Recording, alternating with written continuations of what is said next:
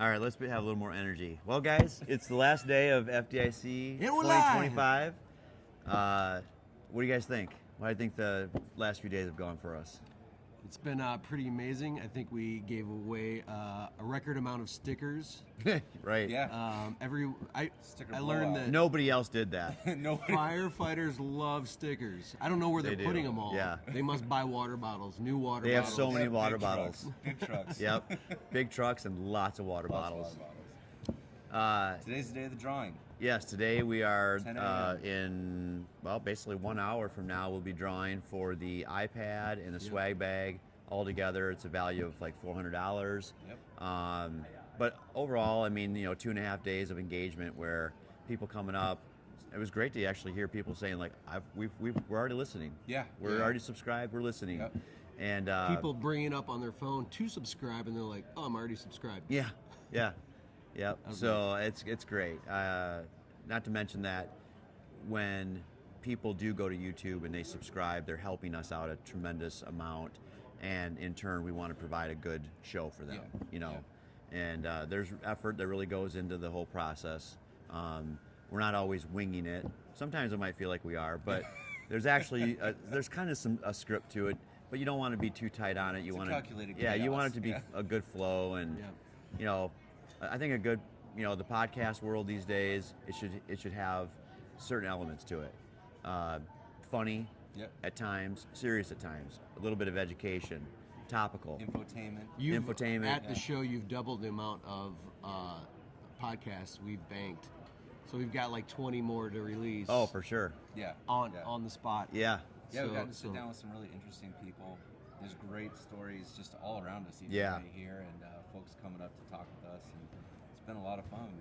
We've heard some really awesome stories. Some of them quite tragic. Inspiring. Inspiring, heartfelt, very real. Situations where your eyes kind of get a little bit big. You're going, I can't believe what you had to go through. Yeah. And some of those episodes will be coming out. They're going to be about 10 to 20 minutes long. I think there was a couple of conversations we had that were even pushing 30 minutes. Yeah. And just get to talking, and people, they want to tell your story, their story. They want to tell you their story, and I think what's great about Original Firefighter is that we're listening. Yeah. And it's cool when people come up to the booth and they have a story, and then you ask them to jump in, and immediately the reaction is like, "Oh, right now?" Yeah, like on the Yeah, spot. But when they come out, they're like, "That was awesome." Yeah. They get. I'm excited to release those clips. We'll. There's a number of people that we sat down and talked with that I think are going to end up being longer episodes in the future, full guest episodes on the podcast. So. Yeah, we're going to reconnect with some people that we met here. I've already said a couple times. I can't say enough about those two guys from Kodiak Island, Borough, Alaska. Just when I saw where they were from, I'm like, okay, you guys have got to be on the podcast right now. I don't know that I'll ever meet anybody else from Kodiak Island. They're the only ones that live there. Take a trip out there. Right. Yeah. Protecting wildlife. Yeah, Cody and Chris from Kodiak Island, Alaska. They were great guys. But so many other good people. A couple of things that were really cool to me, emotional, was the firefighter stair climb, where 600 plus firefighters did 100 flights of stairs. And the lead up to that, the ceremony was highly emotional. It was all centered around the trade towers collapsing, and they replayed a lot of the audio from that. Right. People calling in, talking about it. Radio traffic and that brought a tear to your eye. Yep. Another thing that stuck out to me was listening to students who are going to become firefighters talk about the show and what they learned and how inspiring it was. And these were just like down-to-earth students. They spoke well. They were modest. They were humble. You could tell they're getting into the fire service for the right reasons. So it's just inspiring to see that there's an upcoming generation of people with that mentality. Or sometimes we feel like that's a challenge nowadays, that people are kind of like me-focused, where these kids, really high schoolers, had just the right heart about it. Yeah. And the way they spoke about it was really inspiring even to me. Well, I met an 8-year-old kid yesterday, Jace, who was begging his dad for VR so that he could learn how to run an IV in an ambulance. Because nobody will let him do it in That's real one way to life. get a virtual. I was like, you're selling this. Yeah, Kid. yeah. He's already planning out what Christmas looks like. Totally, yeah. That's great. I can't say enough about how much conversation has been going on about mental health and wellness. Mm-hmm. It's definitely dominated most of the conversations. Yeah. Or at least anywhere that you talk to is talking about that topic. Yeah. And I think it goes to show the course correction that has the effort that's being made to realize we haven't been doing a very good job of taking care of first responders, their mental health, their well-being, trying to make sure that they maintain their mental integrity so that they can actually continue to do the job for longevity. If the first responder, the firefighter, the paramedic, the police officer, if they become broken and almost unfixable, what good will they be for themselves, to their family, and certainly they're not going to be a good asset to the community. Right. So you have to be able to realize and recognize that people, the first responders, like, they are having some struggles out there. I think it's the volume of calls, the intensity of the calls. It's coming at us faster than it was before. That's my opinion. I believe it, though. I strongly believe it. So it does seem like that there's infrastructure out there and availability and accessibility to help. It's building a culture that normalizes asking for help. yes. Recognizing when you need it, getting it, and then getting back to work. And it's not, it's a great point, Aaron. I mean, the previous culture in the fire service especially was, kind of keep your thoughts and feelings to yourself. Yeah. And, Suck it up, buttercup. Suck it up, buttercup. And that's not to say that there's not to be a little bit of that sometimes. I mean, you can't walk around and be a bubbling crybaby. That's not going to work either. Yeah. You've got to be a balanced person. Yeah. However, it's when you start swinging so far to one side where you're starting out at work at level 1, and because the tones drop, you go right to level 10. Right. And it just sets you off to no effect.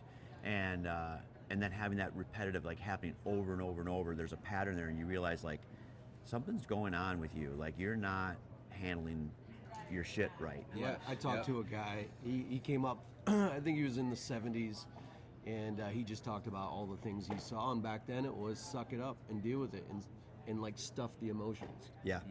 And he talked about it. He was like, I could deal with that. Everybody's wired differently. And firefighters are people, and you have firefighters wired all different ways, and some people handle things different ways. Some people can deal with that on their own or with their families, and some people need more support than that. Right. We're not all the same. No. A lot of them come off the same. There's a high level of type A personalities in the fire service, in the first response community. But if you're trying to run on fumes all the time, you're going to run out. Right. You have to fill your tank up. Yeah. So, using all the cliches here.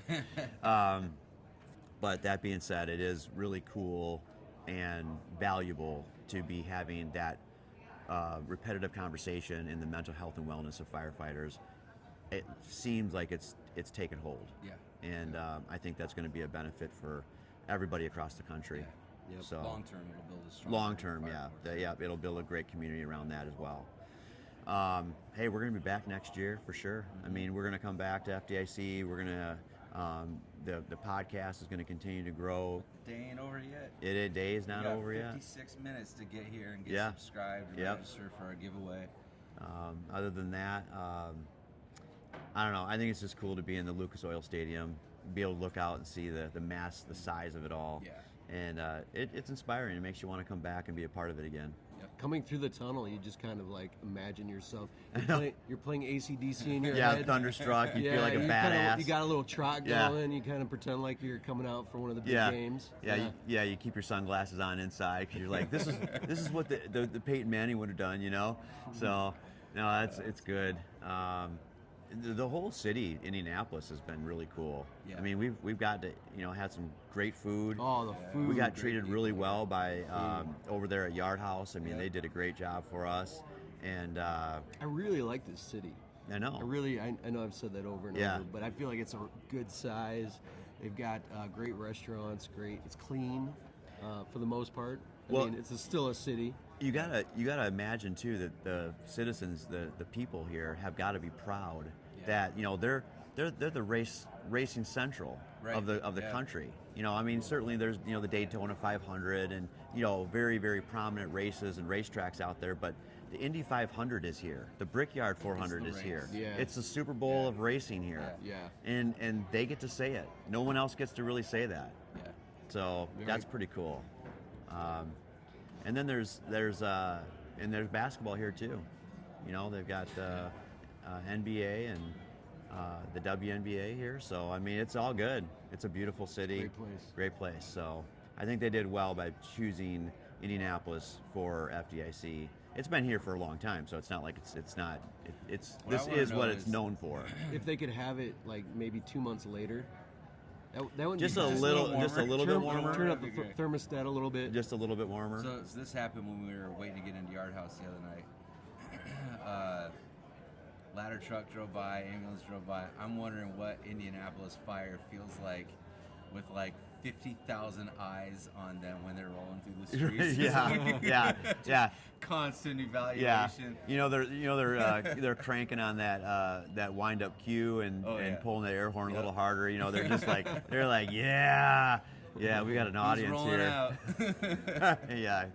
So no, guys, obviously what we're doing here, the three of us with Original Firefighter, I think we're doing the right things, and we love having the connection with people out there from all walks of life. And you don't have to be a first responder. We say that we're having conversations that you would have at the kitchen table. Yep. The debates and the jokes and the seriousness, the laugh. We're doing it all, for entertainment value, but with a purpose. Yeah. So I'm glad to be here with you guys.